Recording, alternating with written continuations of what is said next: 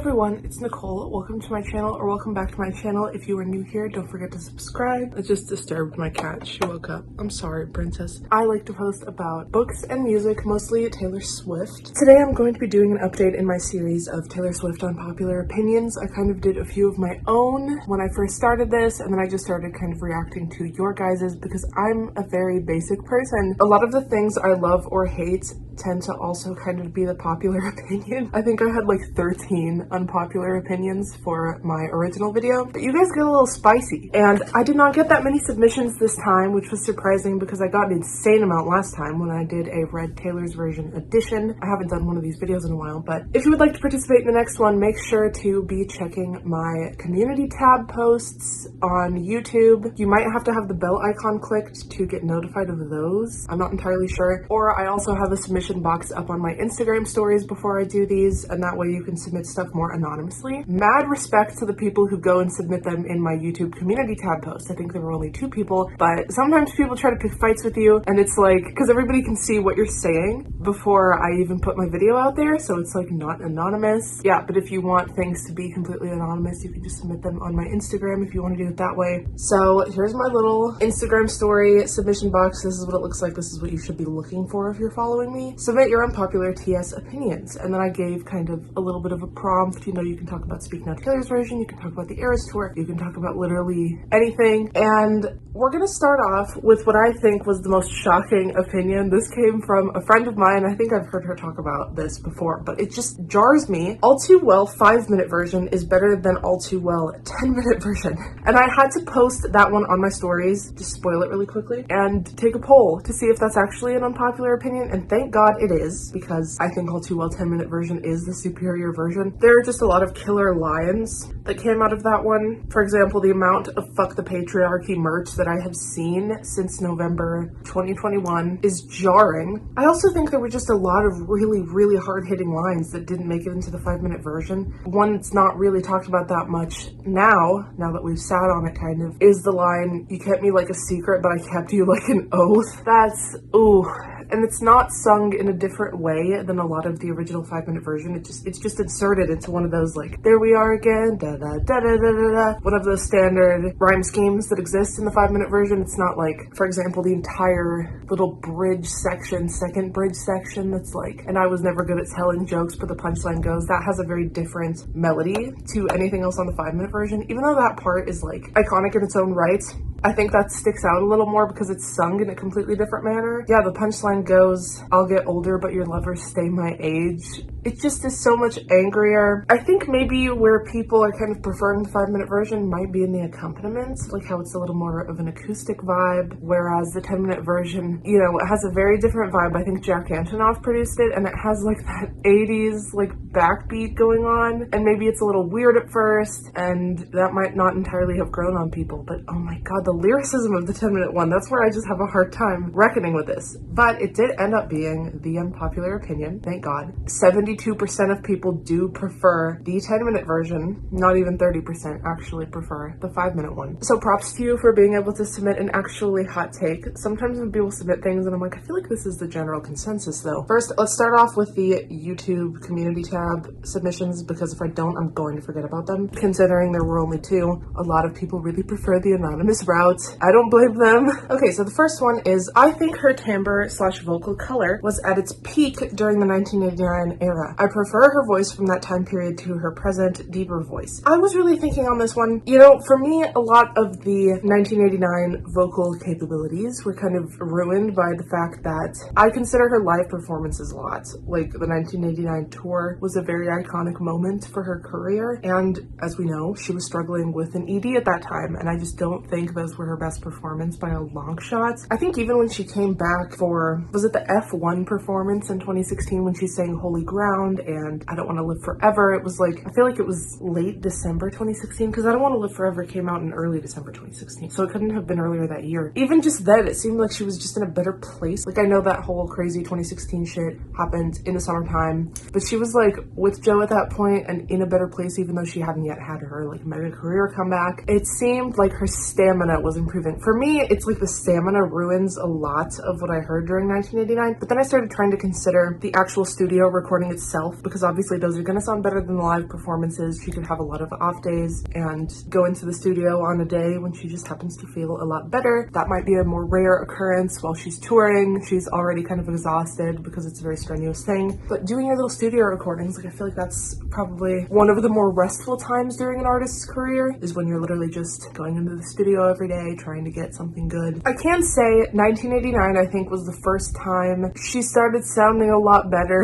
especially when comparing her very early career. There were a lot of rough moments vocally, and just listen to the stolen version of Change, for example. So it got better during 1989, but I think when it really improved and solidified itself for me as like the best it's been ever was Reputation onward. It just seemed like vocally she was really shining. I don't know, and it was a lot more mature. She'd taken a 3-year break before she recorded Reputation. She might have been working a little bit with vocal coaches at that time without being too concerned about like writing a whole ton of new material. And since Reputation, it seems like it's been the same kind of timbre, for me at least. Reputation to Midnights sounds like the same kind of singer. Honestly, I don't think 1989 was that different from Red. I kind of viewed those as the same type of vocal style, and then we have the early years of debut to like Speak Now, I think, where things were like a little bit annoying in tone, I'm not gonna lie. So I do think this is an actual unpopular opinion because a lot of people are raving about her more mature voice. Somebody else said Cornelia Streets is not the masterpiece everyone says it is. I don't know if this person is saying they hate Cornelia Streets or if it's just like a little bit overrated. Personally, I think it's actually underrated. I don't know if I necessarily consider it god tier. Hang on, let's look at my ranking all of her discography video and see if I did put it in the god tier. The thing is, I see songs on Lover like The Archer getting so much more love than Cornelia Street, and I've talked about before how I think Cornelia Street should have been track 5 over The Archer because of all the references to Delicate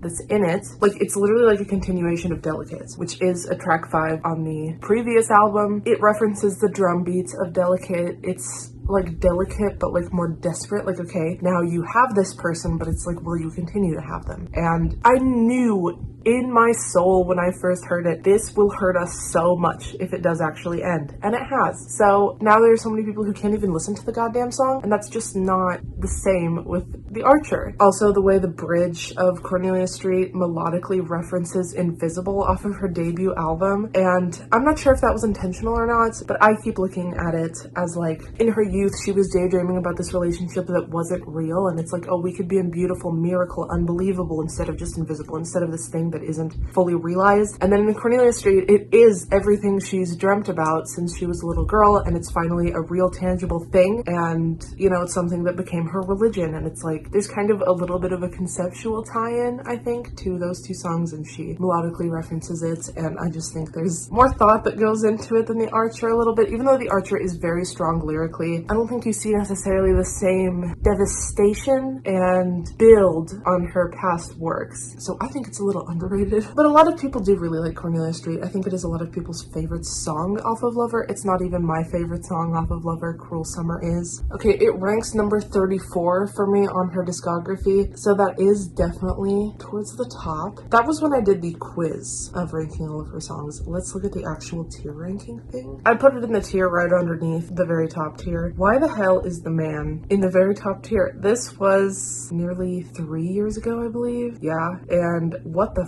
fuck am I doing? I have done a couple of updated videos on ranking all of her discography, but sometimes I go back and I see the earlier ones and I'm like, am I okay? God, am I okay? But Cornelia Street is the second one in the second most loved tier. At least it's a hot take. You got somebody reply blasphemy with a puke emoji to you, so props to you. I appreciate the actual hot takes. I look so fucking rough. I have a chapped lip, but I got the submission last minute while I was editing, and someone said, none of the singles from Midnights deserve Song of the Year at the Grammys, and if she submits them, I think Anti-Hero may be nominated, but she would lose again. The only two songs from this album that I can see coming close to winning are You're on Your Own, Kid and Would've, Could've, Should've. Similarly, I find it mind-blowing that Cardigan was nominated for this category when Folklore came out, but The Last Great American Dynasty and My Tears Ricochet weren't. I don't know how the Grammy nominations work, so I don't know if it's because Taylor didn't submit them, in which case why, or because of something else. So the Grammys are fucking weird, award and I don't know how to predict them. I just know it entirely depends on who else or what else is also nominated, and if she won in that category the year before, it's almost guaranteed she's not going to win the following year, even if there's barely like any real competition. I think Song of the Year has to be a single, so Antihero is probably the strongest contender there, and I think Antihero deserves it more than anything purely because of the cultural tie-ins. People complaining about how she should write a song called Maybe I'm the Problem for years in reference to all her breakup songs. Karma's also really strong as far as the age-old Taylor Swift lore goes, but you have to be more of a diehard Swiftie and less of a sideline spectator to appreciate that one. You're on Your Own Kid and Would've, Could've, Should've aren't singles. So the same with Folklore. The only options would have been Cardigan, Betty, and Exile, since those were the only singles from Folklore. I think Cardigan or Exile would have been the strongest choices out of those three. I don't think The Last Great American Dynasty nor My Tears Ricochet would have won there either, because again, the lore is too deep. Like, Cardigan can stand alone as a folky love song, but The Last Great American Dynasty is like historical, and My Tears Ricochet, to be as devastated by it as Swifties are, you have to know largely what she's gone through with her old label, so I don't think those two songs are as accessible as Cardigan, and that's probably why she didn't make them singles, and therefore eligible for Song of the Year, I'm pretty sure. I think it has to be a single, I could be wrong. Okay, now on to the anonymous submissions. So first we have, Eras Tour concerts are too long. Have you been to one though? I agree that they're too long in the sense that you cannot prep for it in the same way that you prep for other concerts. About 1 to 3 days prior to the concert, you need to be hydrating so much to where you will not have to drink too much the day of the concert because you don't want to have to pee, right? Also, the need to wear sensible shoes is like, I cannot even stress to you, just like make a pair of sneakers look better. Like, you need something that's broken in. It is not worth it to wear the heels. Okay, you're gonna want to be dancing. The thing that I did, the mistake that I made, was I wore really good broken in boots, but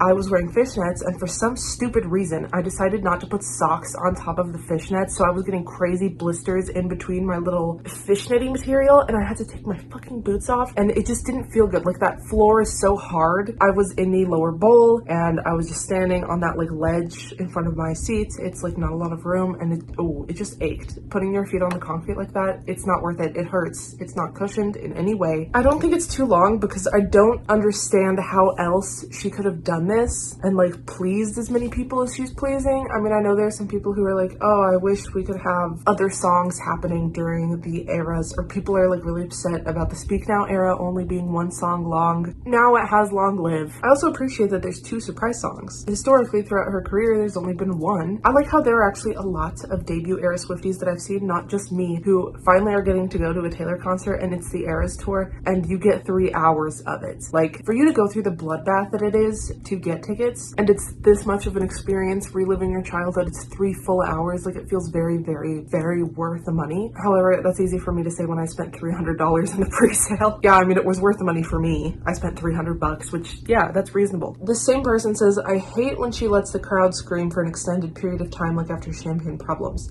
This is interesting because I haven't seen opinions on this at all. Like, I feel like people don't even really think about this that much. I think she likes to bask in the glory. I don't know, I never really thought about it. I actually quite liked participating in that when I was actually at my show, like being able to like clap and scream, and it's like you can show your full appreciation for such an iconic song as Champagne Problems. Is that an actual unpopular opinion? Do people like love that or something? I feel like it's more for her than us. August is a good song, but it's not that good. I agree. I agree. I think there are better songs on Folklore. Whenever people talk about August being the cruel summer of Folklore, that's just nuts to me because like melodically, sonically, it's just a fun breezy vibe. Salt air and the rust on your door. It's like mellow in a way. It's new, the shape of your body, it's blue. Like, it's not this screaming type of really high energy song. Even Getaway Car, people say it's like a holy trinity, like August, Getaway Car, and Cruel Summer, and I still don't even think Getaway Car lives up to the crazy hype that is Cruel Summer. There's a reason it's essentially the opening song on the Eras Tour. It's so high energy. Getaway Car only has that same energy in is it the outro part that's like, I was riding in a getaway car, I was crying in a getaway car, whatever it is, I was dying in a getaway car, said goodbye, and that's the only one that has the same kind of energy to me. It's hard to compare stuff on Folklore to other stuff on Folklore, because it's just something's gonna outshine something else very easily every time, because Folklore is just such a top tier album. I think Illicit Affairs is even better than August. I think Illicit Affairs is my favorite song on Folklore, particularly because of the bridge. There's a reason she is singing the bridge during the Folklore section, and the way she repeats stuff, and it's so cathartic and expressive. I think I prefer even Cardigan and Betty to August in the Folklore Teenage Love Triangle, but I also feel like I prefer August to some other really beloved songs on Folklore, like My Tears Ricochet or The One. You know, it's kind of mid for me, I guess. But the reason I think it is so successful is because it is so relatable. Like, she doesn't explicitly talk about cheating. It's more like this Augustine girl is singing about this emotionally unavailable guy. She doesn't really mention this other woman or anything, whereas with songs like Cardigan, it's like chase two girls, lose the one. I think it's a little bit harder to relate to because you have to be in that sort of love triangle situation. But in August, it's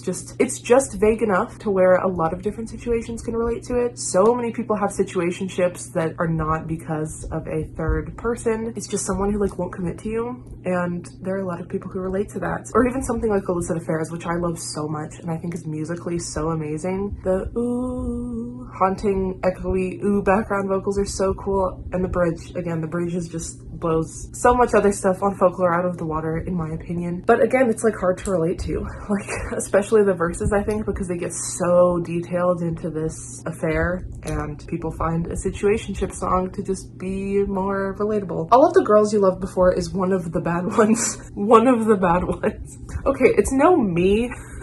Like, when I first heard it, I was like, okay, it's a little weird that Me made it onto the album, but this didn't. But I kind of understand why it was left off, because I feel like the themes of it were kind of more fully explored on Lover. It's a very standard kind of love song, and she did a lot of those for that record. I do kind of like the concept, like the hook, I guess. All of the Girls You Loved Before made you the one I've fallen for. I don't think she really explored specifically that type of love song, but I have to say I do prefer Need.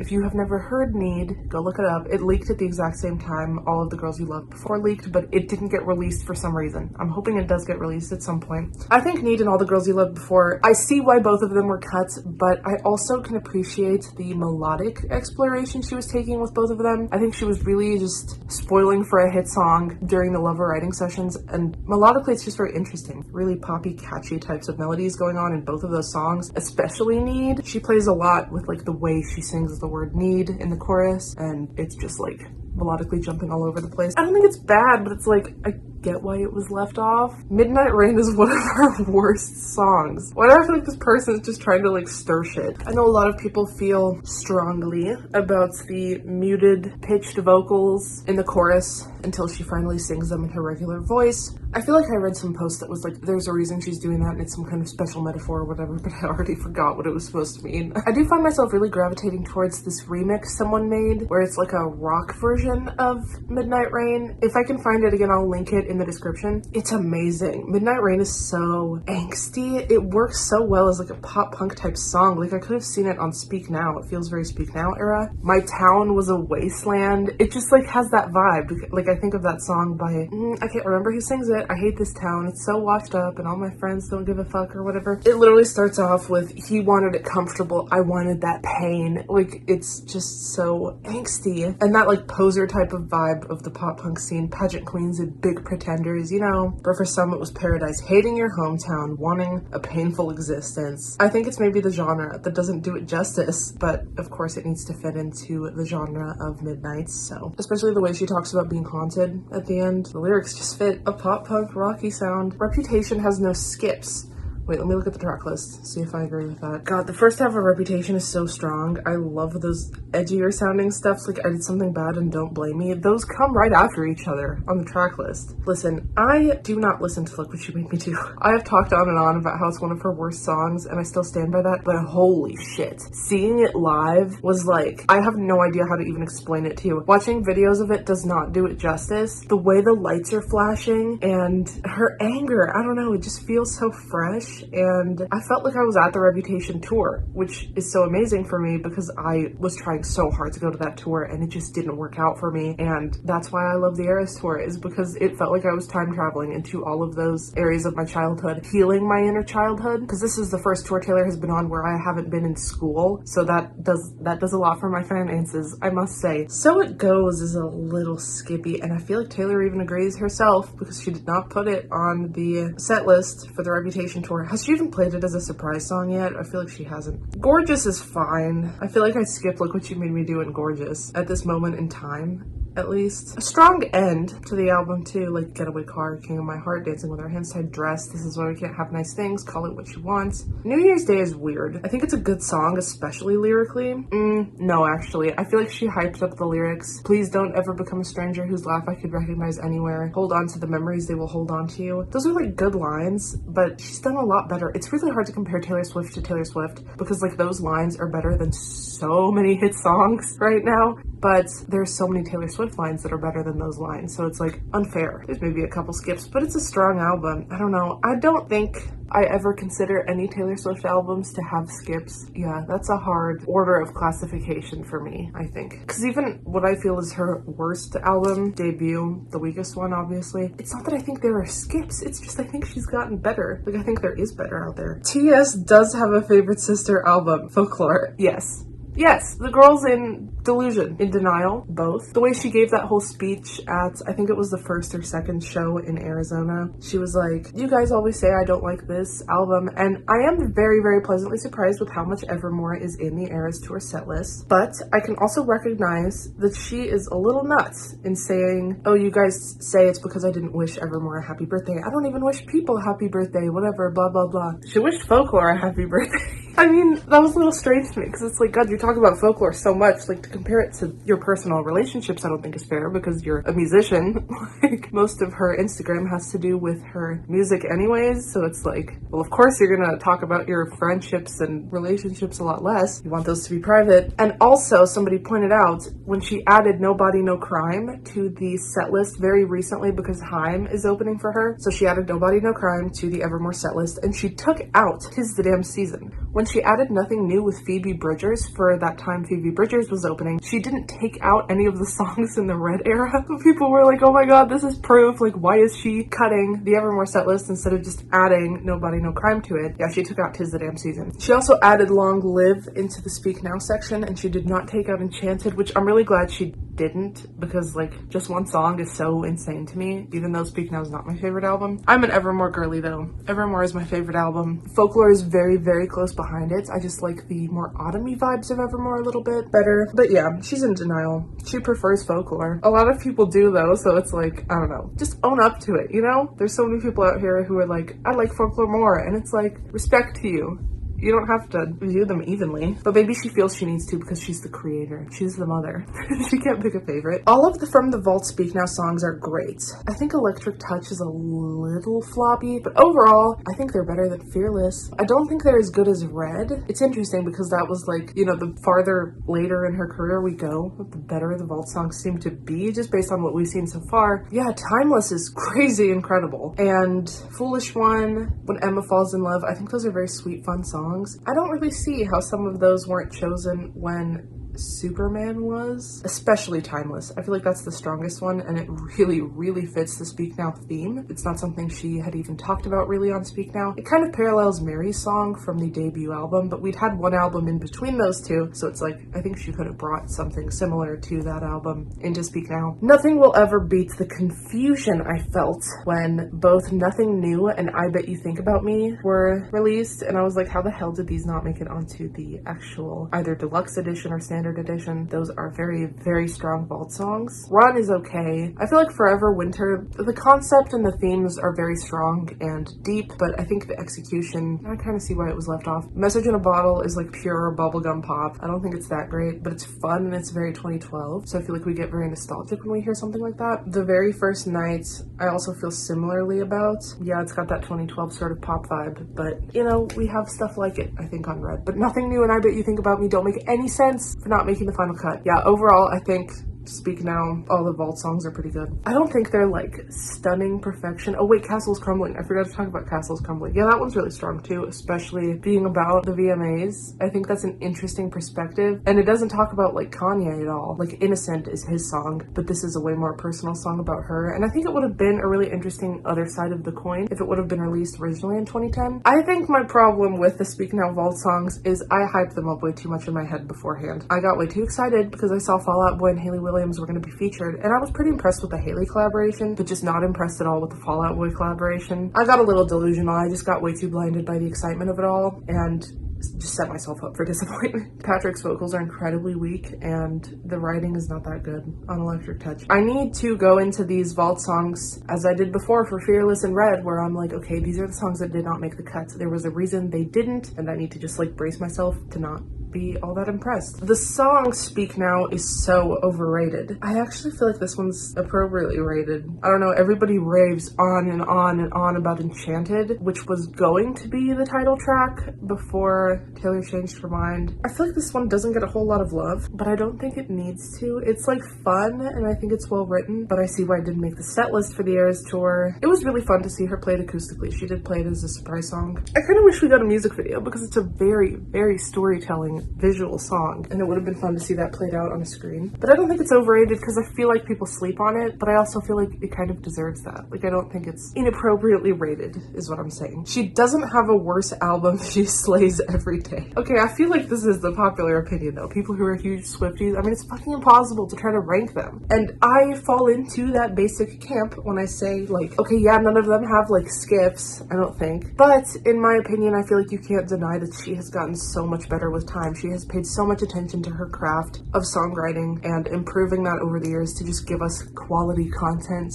With every passing record, with every new record, something is new, something is improved. Because of that, I think Debut and Fearless are at the bottom, but it doesn't mean they're bad. It just means when you compare it to the rest of Taylor Swift, it's very hard to stand up against that. Ticket buying is corrupt, and a working class person can't afford a ticket. Okay, so I feel like this is also another popular opinion. People are pissed because of the resale prices. And I think we'll need to see a little bit more of how it's going in other countries. I feel like other countries have already bought their tickets though. Well, I know in South America, I think particularly in Mexico, but I could be wrong, there were serious issues there where you had to line up in person to get tickets, and people had weapons. Like, it was not a regulated thing. The cops weren't showing up. It was like, I don't know, I'm never gonna complain again. But I was one of the lucky ones in the sense that I was able to get through the pre-sale, and I got my tickets at face value, $300 a piece for lower bowl, which is kind of pricey compared to other artists, but like, I'm not complaining because those tickets were going for like $3,000 a week before my show. Overall, I think the United States needs a lot better laws in place. I think there are laws in Australia that say you cannot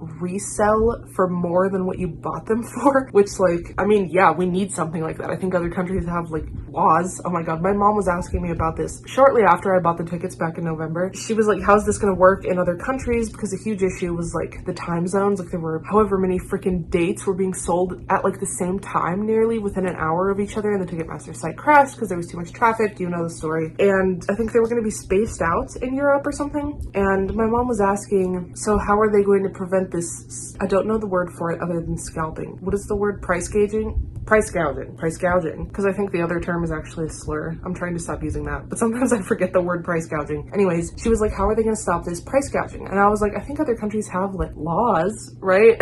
And the way I said it was like the fucking Wild West out here. But it is. I've seen so many people get scammed, not get their tickets. I would never buy resale. I just hope people get a way better chance at getting tickets if he does come back to the US, because the US was just insane. But it's also like, we didn't get threatened with weapons, so it could have been worse. But yeah, we need laws. Ticketmaster is a goddamn monopoly that needs to be broken up. Yeah, the overall consensus, I think, is that ticket buying is in fact corrupt and the working class person can't afford a ticket. I also hate that like people seeing me like go to that show, or like I tell people that I went, people assume that I spent $5,000, and it's like, hun, I cannot, like, I wouldn't have been able. And I know I'm in the minority here, like most of the people there did actually spend a couple grand, which is crazy to me. Yeah, I don't know, it sucks to think that there are people who think that I'm spending that much money when I definitely did not. It just is a sucky situation, man. But I don't ever want to be one of those people who's like, oh, that's not true because that wasn't my experience. It's like, I maybe, what, 10% of people actually got them at face value? That does seem like a popular opinion, and I hope we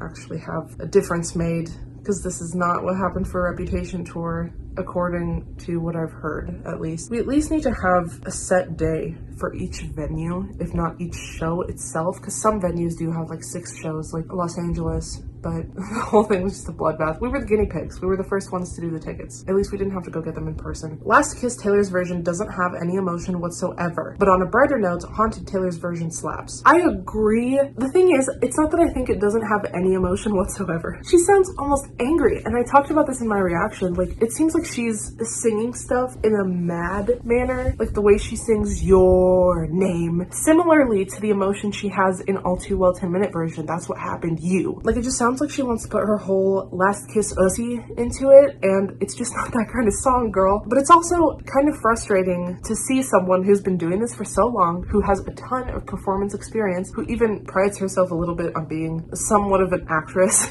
I say actress very loosely, but at this point she can't channel these emotions. It's just strange to me. It feels like, really? I don't know. I feel like if I were her, I would be really focusing on that specific shaky inhale in the bridge that everyone was obsessed with, and it seems like she didn't even try. It seemed like she was just really trying to get through this long-ass song. It's a very mellow song, and it goes on for, is it like 5 minutes? I feel like it's over 5 minutes. And she just seems like she's holding back from this, from making it sound angrier, and I wish she would have just made it sound angry, because at least then we'd have some kind of emotion. But yeah, it confuses me that she doesn't know how to channel that yet. I feel like it's less that she can't and more that she doesn't feel like it, if I'm being honest with you, because when you hear her sing songs on the Eras tour like Delicate or Cruel Summer, she sounds so impassioned and into the song, like she's relating to it in that moment even. And those are songs about Joe that couldn't have been easy to get to that point. But then you have her sing a surprise song like Call It What You Want or False God, and the emotions are nowhere near the same what they were during the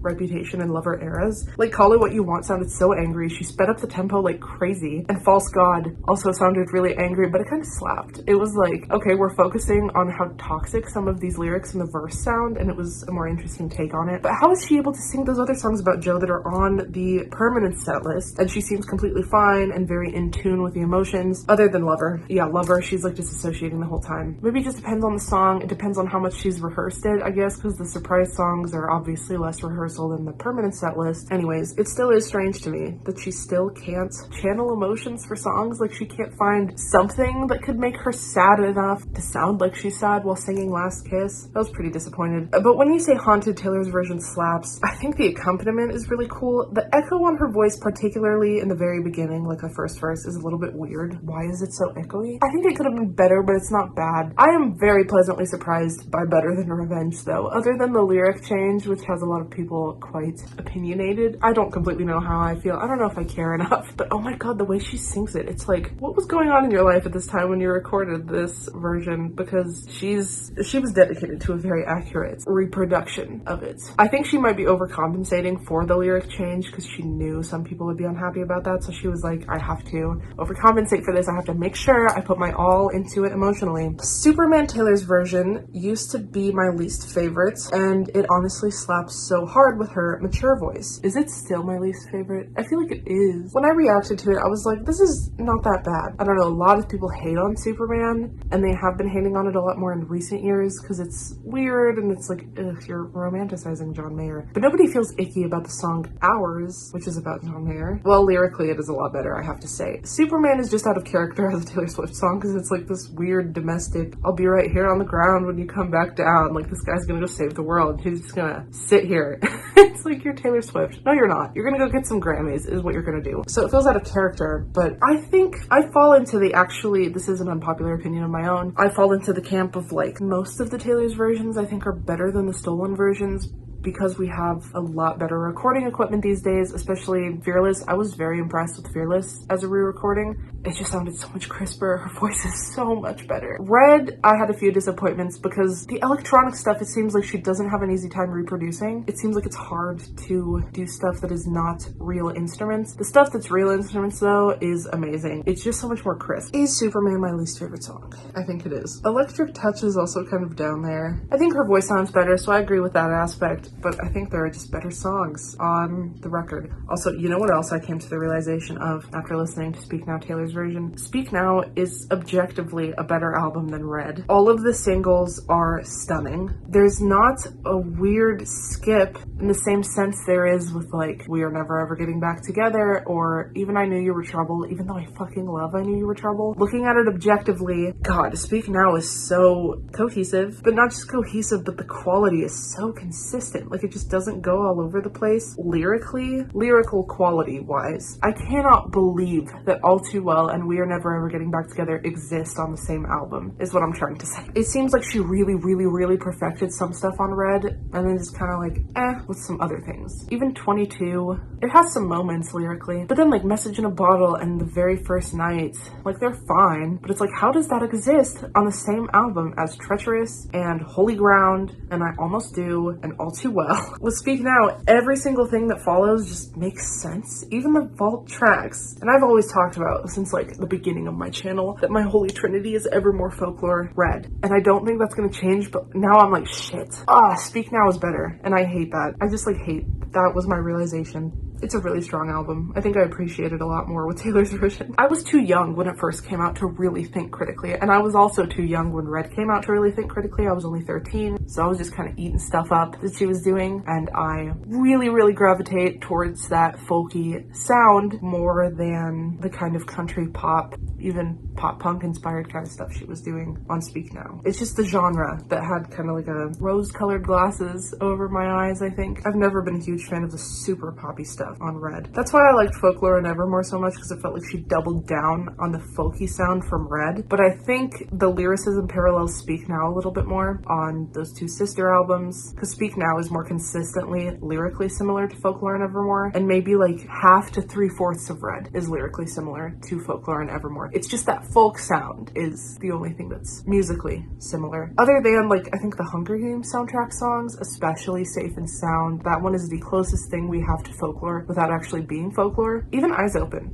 is a little folklore-y, I think, at least lyrically, if not musically. And the very last unpopular opinion, I prefer Speak Now stolen version because the emotion is gone and Taylor's version of the production sounds so different. I feel like they're talking about the full album. I had higher expectations for the production because it's one of those real instrument heavy albums, similarly to Fearless, and I just think Fearless was the better recreation. I don't know why it worked out like that. There are a few things that feel like it's missing. Like in Long Live, when she's about to sing the very first chorus, she has this guitar, like, how do I explain this? When you like strum the thing and like let it kind of ring out a little bit, it cuts it short in Taylor's version and it feels very empty for a second. And I was like, wait a second, this is not how it was before. And they could have fixed that. I don't know, it feels a little bit careless. It's frustrating that she didn't take the time to channel the necessary emotions for some of the songs, like Last Kiss. I mean, I think some of the emotion was gone in some of the Fearless Taylor's version songs as well. Like Tell Me Why, for example, there's no anger. Forever and Always doesn't have the necessary anger either, which is weird because it's like she's able to channel those sometimes for other songs. It's like, why is it so inconsistent? But I still don't prefer the stolen version because her vocals when she was a teenager were just, they were rough. They were not my fave. If I listen to Speak Now stolen version like the whole way through, at a certain point I'm like, okay, this is getting kind of annoying, like vocally. It's just too country for me. I've never been a fan of country vocals. I love the storytelling aspects of country music, but I hate the twangy, yowly howly vibe.